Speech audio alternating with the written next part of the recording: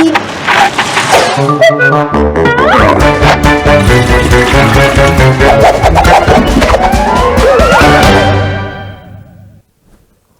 just a minute, it's finishing. Yeah. Yes, well, quite as close as I'd like. Oh, there's a bit round here, isn't it, to do still? Yes. Well, that's the problem with razors, the throwaway ones, they so often get blunt. But there is a solution to hand, which I thought I'd better show you.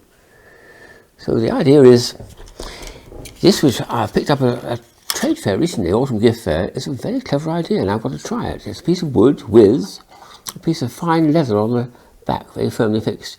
And the idea is to strop it. The idea is you stroke it like that, which exactly reminds me what I saw my dad doing for years and years when I was a child. He had a cutthroat razor, and he stropped his razor on a leather strap. And according to the manufacturers, that should now, they call it strop for stropping, it should prolong the razor by 4 or 5 times. So instead of throwing it away immediately, we all live in a throwaway society, I like the idea of something lasting a bit longer. So let's have a go.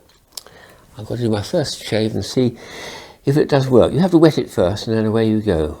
Nice one, that. So something very useful and practical around the house and helps me to stop being part of the throwaway society. So these are things I've come across quite recently, and I've been to trade fairs, about 2 of them recently, plus seeing various friends. And this was, again, not from a trade fair, but actually from a friend during the trade fair who makes 3D printing. He made me these delightful items. He gave them to me as gifts. We exchanged a lot of things. This is very nice. It's a sort of lizard thing, a gecko or something, but the way it moves is beautiful. What's astonishing about 3D printing is when it comes out of the machine, it's exactly like that. It's a fully working with all the little joints, allowing you complete freedom of movement, and yet it can't come apart, and you couldn't assemble it like that because it's already assembled, as it were, or cut out by the machine. Extraordinary idea. There we are, eating his own tail now. And this one here is the same sort of idea. It's supposed to be a little Tyrannosaurus Rex, or a skeleton of one for small kids. Both these ones are ones I'll be giving away to parents with small children. But the flexibility is astonishing. I'm not sure whether that shines in the dark. I haven't tried it yet. But 3D printed T-Rex, both from the same guy. Whereas here are 2 more, or 3 items altogether, which I'm going to keep because I think these are wonderful. This is a padlock he made, 3D printed. It's got a maze inside, and the base is, there's the key. It's got a little bit that sticks out as a key would turn to turn the latch. But inside here is a maze, and you've got to find some way of undoing it. It starts looking very promising as if it's going to come out, but no, that bit is a dead end. You can't get it out. You've got to go back in again, twist it out of the way, and come out at another angle, and eventually it will come out completely. And that's quite tricky to do. This is number 9. He's given me 9 and 10, and he's going to make me the other 8 sometime, each with a different maze inside. Everything's 3D printed, all in one piece, all in one go, even with this thing when it's moving. It came out of the machine working. So it's an astonishing part of the 3D printing world. And the last one is a wonderful take he's done on Sugihara's work, the professor from Japan who made these astonishing shapes which change so completely when you look at it from the other side. So you've got 2 pieces there looking quite different, and yet would you believe they are actually the same piece? When I turn around 180 degrees, one turns to the other turns to the one. Oh my goodness me, how can that be? If you look at the profile at a different angle, you have some very strange features there. There's a sharp point here, there's a dip there, there's all sorts of bits and pieces, there's a little plinth to hold it on there. And it's just the angle you're looking at it. That dip there, for instance, almost disappears when you actually look at it down from an angle. I think that way around, probably like that. Your brain almost doesn't realise it. So there we are, there's 2 looking the same, and now they're both changed into something completely different. Quite astonishing. Those 2 items I think are fabulous and definitely for my collection. I have a lot of fun with those. Now here's something I did pick up actually from a trade fair. It was the autumn gift fair which I go to every year. This is a wonderful new game which I've just come across. They call it Librium, and it involves a special card and a bunch of cards which are all the same, but with curious things. You've got little slots in the 4 corners there. You'll see why. And the last thing you need is this thing here. And this is actually, it's got a magnet on the base, and it's got a piece that comes off, and then you place this on here, and that's the base. Once that's started, you're ready to play the game. Just wind it on so it's nice and firm. And And you put it on something which has got a magnet to it. That's a magnet there, or magnetizable, so I'll put it on a tin. Is that all right? And now the fun is, you've got to try and get these cards in the slot at an angle like that. That's all it is. But you'd be surprised how tricky and how ornate it can be when you actually start working your way around it and getting them. I'll start the easy way and have one in each corner, which is easy enough. But on the stand, he was getting ones going out, whoa, a long, long, long, long, long way. Let's try one over here. See how that stands, just about. Will it go any further? I better do one on the other side and keep it level. You can change the program and make this on a ball joint so it's going to move around. So you must keep very, very equal gravity. Central gravity got to stay in the centre, and it's got to work. That's quite tricky to do. You can actually have them going inwards as well, which is quite nice, I think. Yeah, just like that. Look at that, astonishing. And have this one perhaps going outwards. Will it go out over here? Or will it all collapse? It's a bit like Jenga. When it all collapses, it all collapses. My ambition is to have one at least 3 foot across if I can, because that's what they did on the stands. And it's a wonderful game to play, a lot of skill involved, and it's completely original. I've never seen anything quite like it before, so looking forward to showing that to a lot of friends who like novelty, and this is going to be a good one, I think. Another one I've just received, and it's a beautiful card made by Sanrio of Japan. It's a greeting card. It's got batteries inside. It's going to do something quite remarkable. You push it like that, you get that sort of about 3 depth planes, they call it, and you get a nice view of.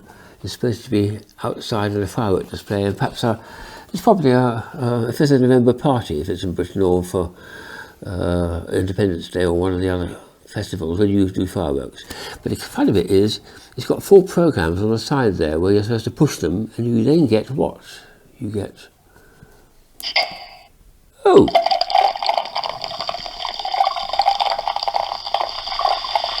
That's nice, isn't it? Yes, so open the bottle and started drinking before the fireworks to start, of course, and that's how you start it. Let's try the next one. Yeah, and some more drinking going on. Oh, birds are outside. The firework display hasn't started yet. Let's keep going. A bell.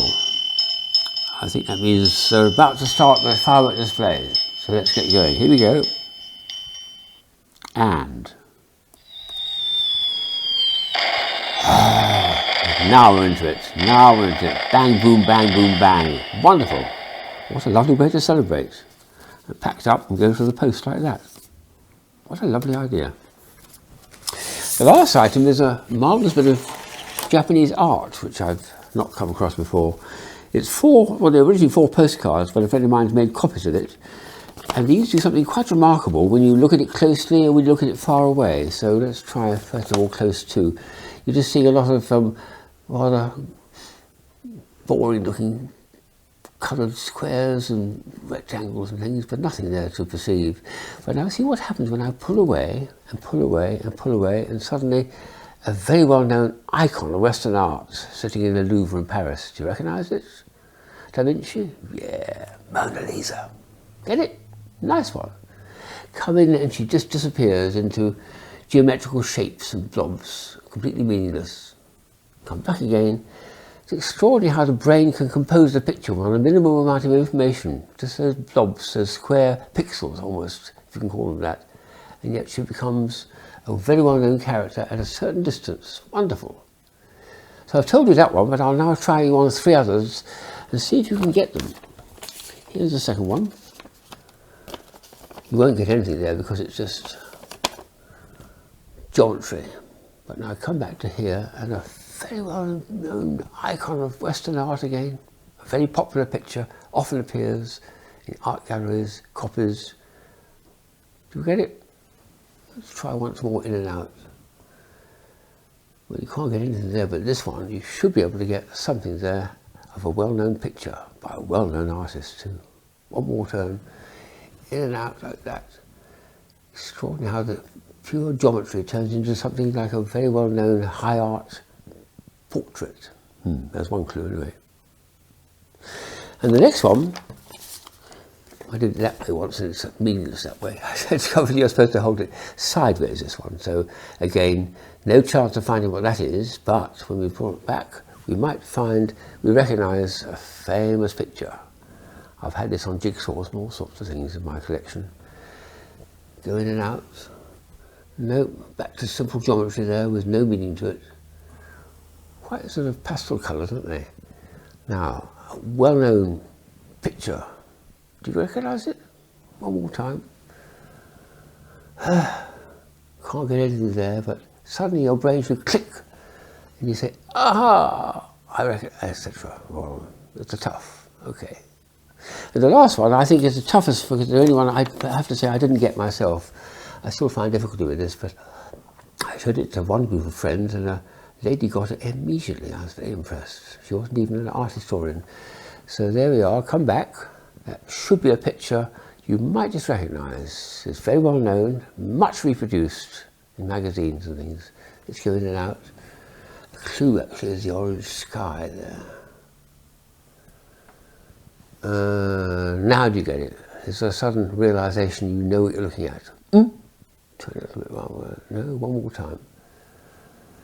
Phew! This is a beautiful bit of artwork from the Japanese. Close to and distant art. I love this type of artwork. So there we are. There's 3 there, which I can't tell you what they are. You'll just have to search your brains or do something. But the Mona Lisa, I think you did get it when I told you. What are they? So these are just recent acquisitions to my collection, which I'm very pleased to have. Lovely variety and lots more hopefully to come before Christmas.